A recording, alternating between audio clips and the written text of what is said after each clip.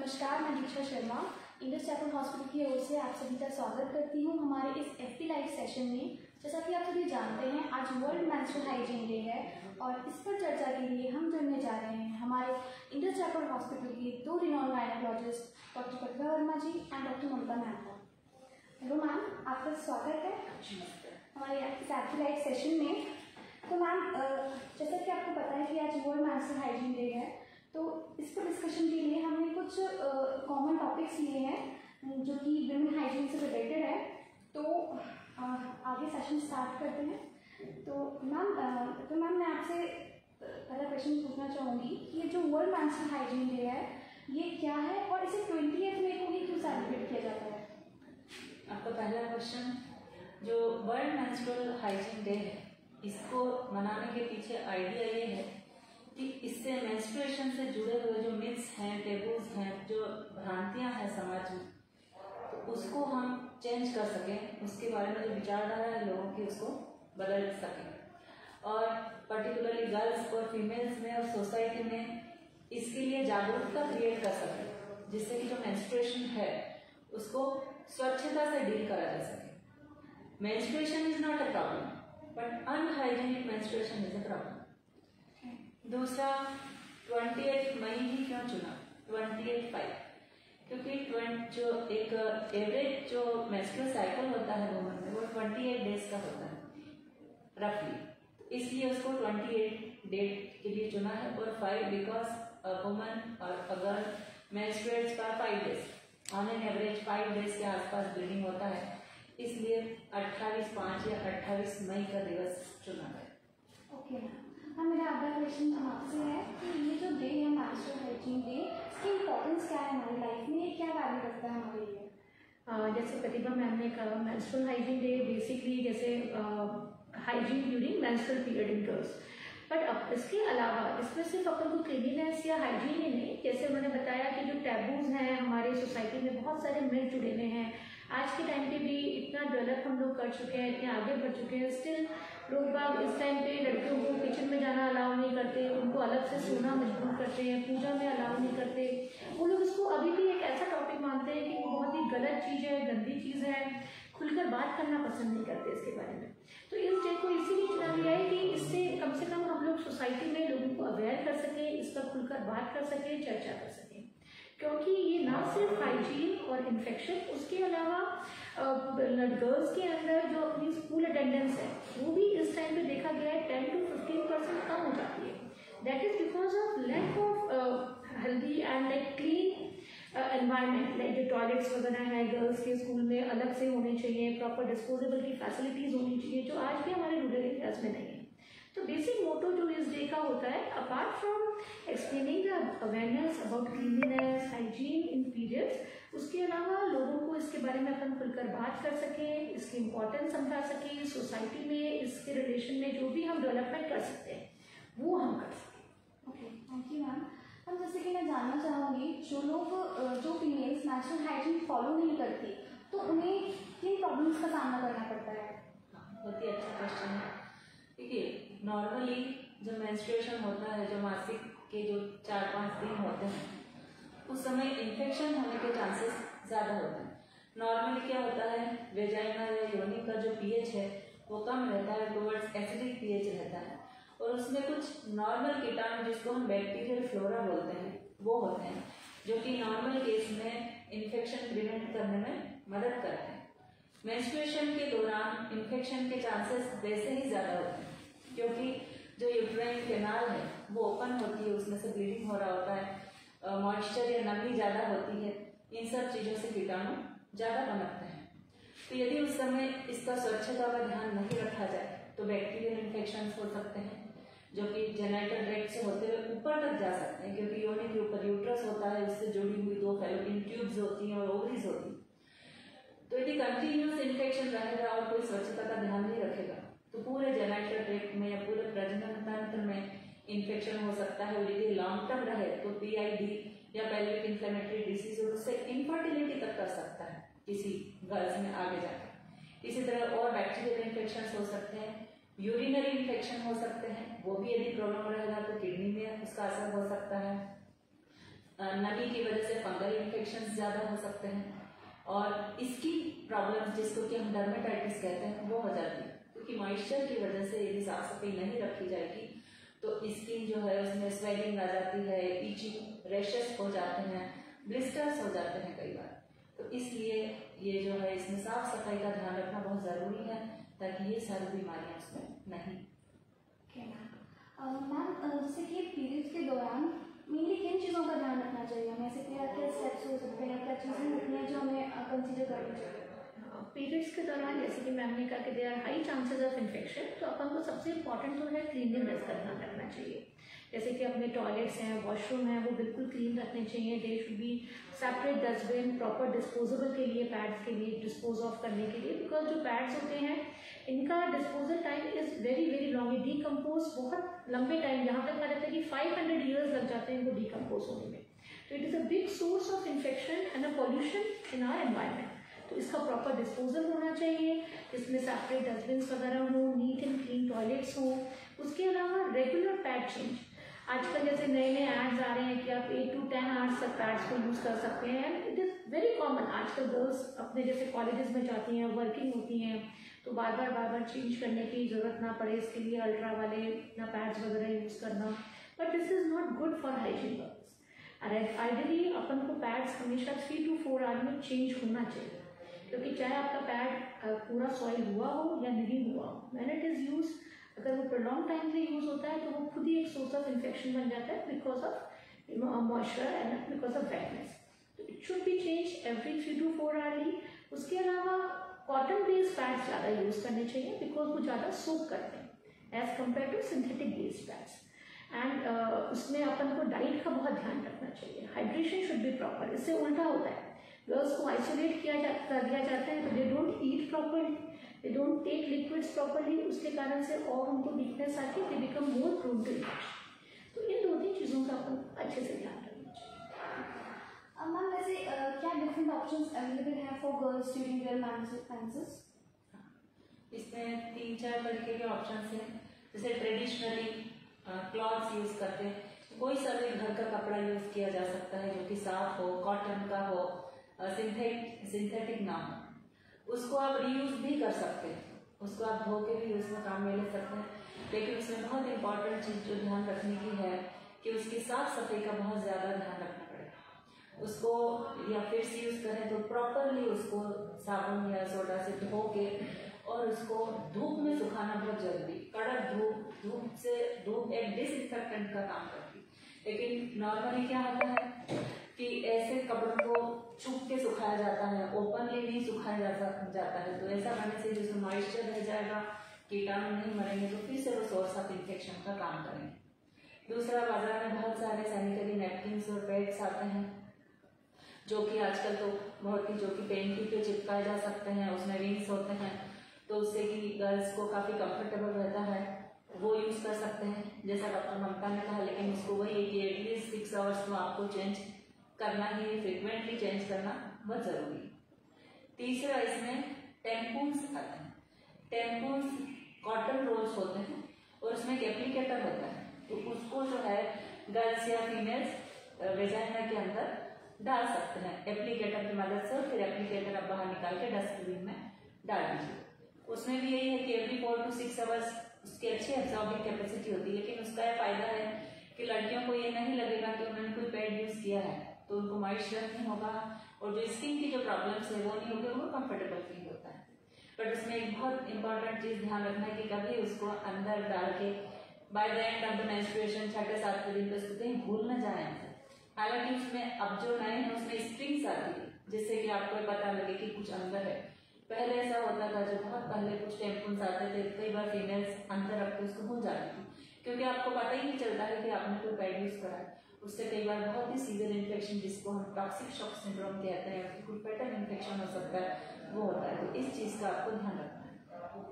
चौथा जो है, मेंस्ट्रुअल कप्स आते हैं, कप के आकार के या रिवर्स बेल के आकार के कप्स आते हैं, जो कि सॉफ्ट प्लास्टिक मटेरियल के या सिलिकॉन के बने होते हैं और वो बहुत ही फ्लेक्सिबल होते हैं। डिफरेंट साइजेस आती हैं उसमें अलग अलग। उसको आप ऐसे मोल्ड करके और पहले अपने आप खुद जो हैंड से अच्छे से वॉश कर लीजिए, उसके बाद उसको वेजाइना में आप इंसर्ट कर सकते हैं। उनका काम केवल इतना ही है कि दे कलेक्ट ब्लड, लेकिन उसमें यह डरने की जरूरत नहीं है कि कहीं ब्लड बाहर आ जाएगा, स्टेन हो जाएगा, ऐसा नहीं होता है। आप उसको ऐसे फोल्ड करके अंदर डाल देंगे और अंदर जाने के बाद वो ऐसा कप जो है खुल जाता है और फिट हो जाता है सक्शन की वजह से, और उसमें ब्लड कलेक्ट होता रहता है। और एवरी 4 to 6 आवर्स उसको निकाल के उसका ब्लड आप कमोड में खाली कर दीजिए और उसको सिंपल वाटर से धो के और फिर से आप उसको रीयूज कर सकते हैं। इसके बहुत सारे फायदे हैं। एक तो रीयूज कर सकते हैं और कई सालों तक भी आप इसको यूज कर सकते हैं, तो इकोनॉमिक बहुत है, पैसे का भी इसमें बहुत फायदा है। दूसरी बात डिस्पोजल का भी, ये भी बहुत अच्छा है। हम इतने सारे सैनिटरी यदि पैड्स ढंग से डिस्पोज नहीं करेंगे तो कितना हमारा पर्यावरण दूषित हो सकता है, लेकिन इसमें ऐसी कोई बात नहीं है। तो इस तरीके से मेंस्ट्रुअल, और एक और भ्रांतियां जो डर रहता है फीमेल्स में कि यदि हम टैम्पॉन्स और कप्स यूज करेंगे तो कहीं अंदर कहाँ चले जाएंगे, कहीं हमारे मिसप्लेस तो नहीं हो जाएंगे, तो ये सोचने की जरूरत नहीं है, क्योंकि जो योनि है वो एक ब्लाइंड स्ट्रक्चर है, अंदर उसका कहीं कोई कनेक्शन नहीं होता है, वेजाइना के ऊपर यूट्रस फिट होता है, तो कहीं ऐसा कोई स्पेस नहीं होता है कि टैम्पॉन्स या मेंस्ट्रुअल कप यदि हमने यूज किया है तो ये कहीं कनेक्ट होकर हमारी बॉडी में कहीं ऊपर चढ़ जाएगा या कहीं चला जाएगा, ऐसा नहीं होता है। तो मेंस्ट्रुअल कप, और मेंस्ट्रुअल कप का एक और फायदा है कि सिलिकॉन का बना होता है जो कि इनर्ट मेटल है और ये बहुत जल्दी बायोडिग्रेडेबल हो जाता है। यदि इसको बाद में हम डिस्पोज ऑफ भी करते हैं तो ये हमारे पर्यावरण को भी कोई नुकसान नहीं पहुंचाता। Okay, thank you ma'am. Ma'am, एक मेंस्ट्रुअल साइकिल को लेकर बहुत ही ज़्यादा कंफ्यूजन है लोगों में, तो एक एब्नॉर्मल पीरियड क्या होता है और किस टाइम पे आपको डॉक्टर से कंसल्ट करना चाहिए? मैम इस बारे में सही बताएंगे। सी नॉर्मल एंड एबनॉर्मल पीरियड, जैसे आप कह रहे हैं बहुत सारे मिथ्स हैं, बिल्कुल सही है। जैसे लोगों को ये मिथ है कि 5 to 7 डेज ही हमारे साइकिल रहनी चाहिए, वो ही नॉर्मल है, पर ऐसा नहीं होता है। कोई भी पीरियड्स आपको जो 2 to 7 डेज तक रह रहा है, इट इज़ नॉर्मल। किसी किसी बंदे के लिए 2 दिन की साइकिल भी नॉर्मल है, किसी के लिए 7 डेज की नॉर्मल साइकिल भी नॉर्मल है। पर पीरियड्स जो आपके आते हैं 25 से 35 डेज की साइकिल के बीच में कभी भी आते हैं तो वो बिल्कुल नॉर्मल है। जरूरी नहीं है कि जैसे हम कहते हैं 28 दिन में ही पीरियड आना चाहिए। अगर किसी गर्ल की साइकिल स्टार्टिंग से ही 2 दिन के लिए है और 25 डेज में आ रही है तो it is absolutely normal for that girl. But yes, अगर आपकी साइकिल पहले 2 दिन की थी, 25-25 दिन में आ रही थी, पर अब आपकी साइकिल 7-7 दिन की हो गई है, 22 दिन में आने लग गई है, या फिर आपकी साइकिल 1 डे की हो गई है, मोर देन 40 डेज में आ गई है, सडन चेंज हो गया है आपकी साइकिल पैटर्न में, तो वो आपके लिए एबनॉर्मल हो सकता है। पर जो आपका शुरुआत में जब आपके पीरियड स्टार्ट होते हैं, जिसको हम लोग मीनार के कहते हैं, जो आपका पैटर्न रहता है, अगर वो सेम आपका फॉलो हो रहा है तो उसमें आपको कहीं भी टेंशन करने की जरूरत नहीं है। बट हाँ, जैसे जो आपने कहा कि एबनॉर्मल पीरियड्स, कभी कभी एबनॉर्मल पीरियड्स भी नॉर्मल ही कंसिडर करे जाते हैं, स्पेशली जैसे जब मीनार्के के टाइम पे जब गर्ल्स को पीरियड स्टार्ट होते हैं तो जो अपना एक हार्मोन बैलेंस जो साइकिल जो बनती है बॉडी के अंदर, इसको हम लोग हाइपोथैलेमिक पिट्यूटरी एक्सिस की साइकिल बोलते हैं, तो उसको सेट होने में ही कम से कम 1 से 1.5 साल लग जाता है। तो उस 1 से 1.5 साल के पीरियड में गर्ल्स को जो पीरियड्स हैं काफ़ी इरेगुलर होते हैं। किसी को 6 महीने में आएंगे, किसी को एवरी 3 मंथ्स में आएंगे, 8 मंथ्स में आएंगे, किसी को एवरी 15 डेज में भी आ जाते हैं। तो वो उस साइकिल के लिए, उस टाइम पीरियड के लिए 1 से 1.5 साल जब लगता है वो उनके लिए नॉर्मल है। बट अगर उस टाइम पे भी गर्ल्स को बहुत ज़्यादा ब्लीडिंग हो रही है, they are continuously having bleeding for a whole month, जिससे कि उनकी हेल्थ अफेक्ट हो रही है, तो डेफिनेटली उनको अपने डॉक्टर्स को दिखाना चाहिए। उसके अलावा और भी बहुत सारे रीजंस है इरेगुलर पीरियड्स होने के, लेट होने के, जैसे कि PCOD, पॉलीसिस्टिक ओवेरियन डिजीज, जिसमें पीरियड्स किसी के बहुत अर्ली हैवी हो जाते हैं, किसी को बहुत ही स्कैंटी और बहुत ही कम और बहुत लेट आने लग जाते हैं। इसके कारण से वेट गेन होना, एक्ने होना, हार्मोनल इम्बैलेंस होके इनफर्टिलिटी तक प्रॉब्लम्स होने लग जाती हैं, ओबेसिटी बढ़ जाती है। उसकी कंडीशन में अगर आपको इसके पीरियड्स के अलावा आपको अपनी बॉडी में भी चेंजेस लग रहे हैं, एक्सेसिव हेयर फॉल हो रहा है, एक्सेसिव हेयर ग्रोथ है, फेशियल हेयर ग्रोथ है, आपकी पीरियड साइकिल एकदम से चेंज हो गई है, तो डेफिनेटली आपको डॉक्टर से मिलना चाहिए। ऐसे ही perimenopausal age group, perimenopausal age group मतलब जब आपका मेनोपॉज आने वाला होता है उससे 1 से 2 साल पहले, तब भी अपनी बॉडी के हार्मोन्स डिस्टर्ब होते हैं। हमारी सोसाइटी में कॉमन मिथ है कि अब पीरियड जाने वाला है तो डॉक्टर को दिखाने की जरूरत नहीं है, बट ऐसा नहीं है।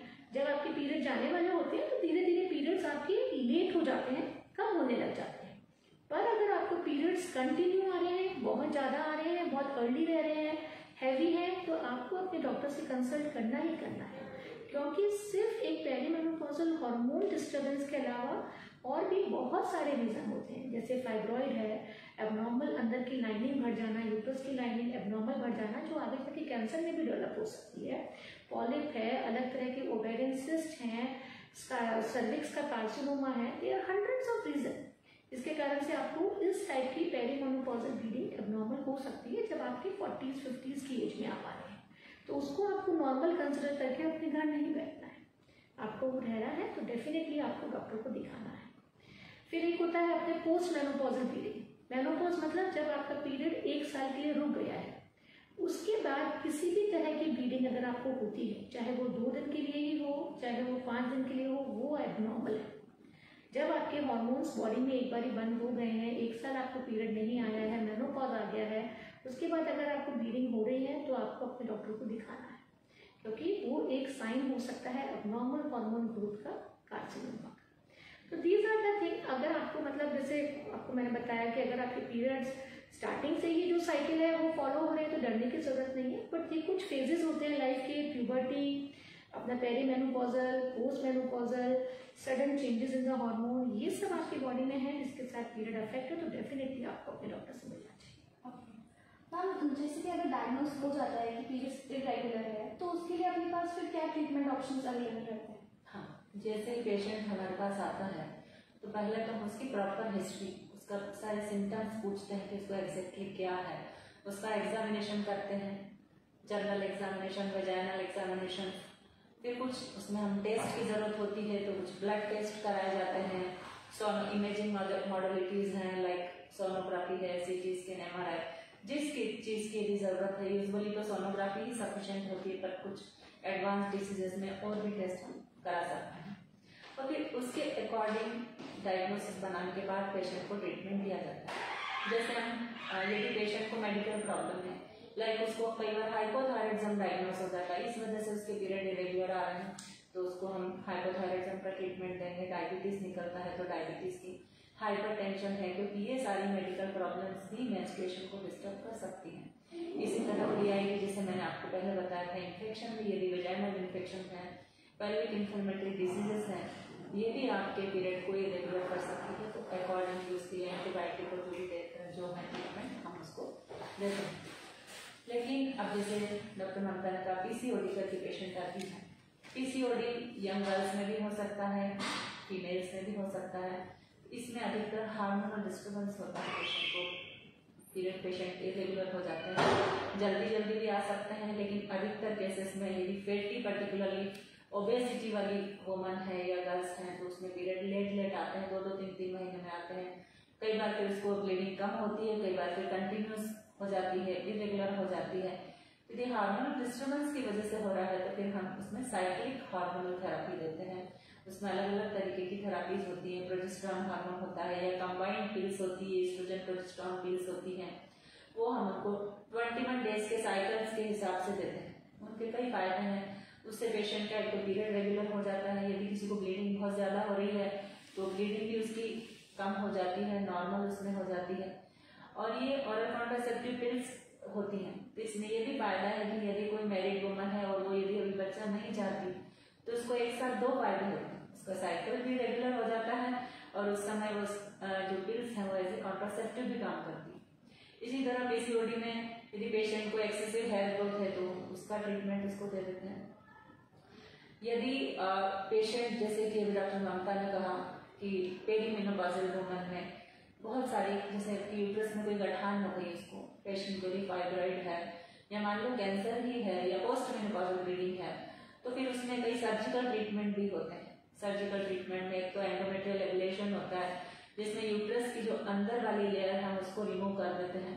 और यदि बीमारी ज्यादा है, लाइक कैंसर है पेशेंट को, या बहुत बड़ी बड़ी गठान है, या ओवरी में कोई बहुत बड़ी गठान है, उसकी वजह से भी पीरियड से रेगुलर हो जाते हैं, फिर हमें हिस्टेक्टमी या मतलब बच्चेदानी निकालने का ऑपरेशन करना पड़ सकता है। तो depending upon the situation patient का तो मेडिकल ट्रीटमेंट करते हैं या सर्जिकल ट्रीटमेंट करते हैं, पर पेशेंट का डॉक्टर से कंसल्ट करना बहुत जरूरी है। केवल यह नहीं सोचे जैसा अभी इन्होंने कहा कि मेनोपॉज होने वाला है तो सब ठीक हो जाएगा, ऐसे नहीं, एक बार डॉक्टर को कंसल्ट जरूर करना चाहिए। मैम कई बार क्या होता है, लड़कियों को पीरियड से पहले ही कुछ प्रॉब्लम्स फेस करनी पड़ती हैं, like mood swing, headache, body. तो मैम ये सब में कॉमन है या किसी किसी को ये होता है, और इसके पीछे का रीज़न क्या है? देखो दीक्षा, जैसे आपने बताया कि these are like very common nowadays, इसको हम लोग प्री मेंस्ट्रुअल सिंड्रोम कहते हैं। बेसिकली ये जो सिम्टम्स होते हैं टिपिकली पीरियड से 10 से 15 दिन पहले शुरू होते हैं, और जैसे गर्ल्स को पीरियड्स आने लग जाते हैं या मेंस्ट्रुएशन होता है उसके 2 से 3 दिन में ही अपने आप धीरे धीरे रिजॉल्व हो जाते हैं। सबको नहीं होते हैं, मोस्टली जो गर्ल्स थोड़ी सेंसिटिव होती हैं, लाइक यू कैन से जिनका थोड़ा सा नेचर सेंसिटिव होता है उनमें ये ज़्यादा कॉमन होता है, and due to deficiency of some multivitamins उनमें भी हो सकता है। बेसिक रीज़न इसके बिहाइंड जो होता है हार्मोनल इम्बैलेंस होता है। जैसे अपने जब कुछ पर्टिकुलर हार्मोन्स होते हैं जो अपने पीरियड के 14-15 डे के बाद अपनी बॉडी में बढ़ने लगते हैं, जैसे प्रोजेस्टेरोन हार्मोन्स वगैरह होते हैं, जिसके कारण से ब्लोटिंग होना, बॉडी में वाटर रिटेंशन होना, हेडेक होना, मूड इरिटेबिलिटी होना, खाने की इच्छा नहीं करना, एक्ने हो जाना, बहुत सारे पिंपल्स हो जाना, ये सब कॉमन होता है। तो दीज आर ऑल, इनको हम लोग प्री मेंस्ट्रुअल सिंड्रोम की कैटेगरी में रखते हैं। टिपिकली हम लोग ऐसी गर्ल्स को, पहले तो हम लोग यही मोटिवेट करते हैं ऐसे गर्ल्स को जो भी टीनेज गर्ल्स हैं, उसमें ये बहुत कॉमन होता है, जिनमें अभी पीरियड स्टार्ट हुए होते हैं, तो उनको हम मोटिवेट करते हैं एक्सरसाइजेस के लिए, रेगुलर डाइट के लिए, मेडिटेशन के लिए, योगा के लिए, and they should have a diet rich in calcium, like milk वगैरह है ये प्रॉपर ले, विटामिन ई रिच डाइट हम लोग बोलते हैं, उसके लिए कैप्सूल्स वगैरह भी देते हैं, कुछ मतलब डाइटरी सप्लीमेंट्स जैसे इंडियन प्रिमरोज ऑयल वगैरह होते हैं, इनसे ही हम लोग इनको ट्रीट करने की कोशिश करते हैं। 60 to 70% गर्ल्स इससे ही ट्रीट भी हो जाती हैं। वे जैसे वो अपनी कुछ activities, physical activities, exercises, yoga और थोड़ा बहुत डाइट सप्लीमेंट शुरू करते हैं, ये ट्रीट हो जाती है। फिर भी जो 10 to 20% गर्ल्स को इनसे नहीं इम्प्रूवमेंट आता है, there is a particular hormone, serotonin hormone होता है। दिस इज हार्मोन जो अपना ये मूड एलिवेशन के लिए रिस्पॉन्सिबल होता है। तो specially in pre menstrual time ये हार्मोन अपना बॉडी में डेफिशिएट हो जाता है, कम हो जाता है, जिसके कारण से डिप्रेशन वाले सिम्टम्स हो जाना, जैसे आपने देखा होगा सुस्त रहना, बात नहीं करना, हर बात पे चिड़चिड़ा हो जाना, ये सिम्टम्स मोस्टली इस हार्मोन की डेफिशिएंसी से आते हैं। तो जिन गर्ल्स को इन सप्लीमेंट से अगर इम्प्रूवमेंट नहीं होता है तो थोड़े टाइम के लिए हमें सेरोटोनिन रिसेप्टर इनहिबिटर्स, हम लोगों को कुछ मेडिसिन होती हैं, मूड एलिबिटर्स होती है, वो देनी पड़ सकती हैं। तो this is like common in 70 to 80% girls, आप कह सकते हैं। ठीक है, thank you so much ma'am, आपने बहुत ही वैल्यूबल इन्फॉर्मेशन शेयर किया हमारे व्यूअर्स के साथ में। तो जाने से पहले मैम आप कोई मैसेज हमारे व्यूअर्स को देना चाहेंगे?